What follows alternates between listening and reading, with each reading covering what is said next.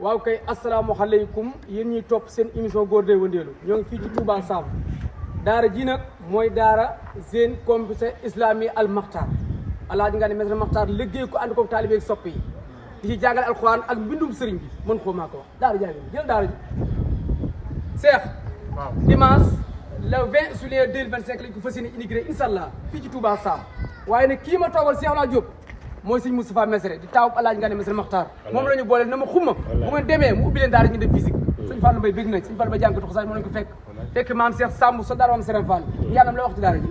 waaw sëñ Gana Mesere nag bu defee lii wàcc na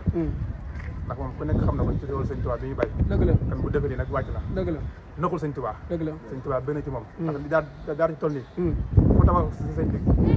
mu jàng alxuraan R+3 di jàngale ak yar xale yi ak xam-xam jërëjëf loolu képp ko defar rek jërëjëf wàccal nga maam Cheikh la wax waaw sant rek lii moom koo gis xam ni taalibe yëpp la ko defal jëlaatal waaw waaw taalibe yëpp la ko defal ndax lu toll nii dëgg la boo jëlee millions yi bari def ko wàcc la waaw te leer na am na fu mënoon def waaw Sëñ Tuubaa nga ko defal ak murid dëgg la de kon suñ xol sedd na sëñ Fallou waaw moom daal résultat moom baax na ci liggéeyal Sëñ Tuubaa dëgg la de Sëñ Gana moom def na résultat def na résultat de kon noo gaa yëpp roy sëñ Moussa bëgg nañ waaw ku nekk sëñ Moussa bëgg li doon sa kàddu yow ku nekk war a jëlee Cheikh Ouna dëgg la de dëgg la de Cheikh Ouna waaw woon na ñëpp incha allah Kuma la le 20 juillet 2025 ñu fas yéene inauguré waaw andi leen xale yi jox ko alaaji nga ne Mesere Makhtar mu jàngal leen njàngaleem sëriñ njàngaleem dafa bëri waaye njàngaleem sëriñ bi liy jàngale fii dëgg la borom Touba ak Njaaréem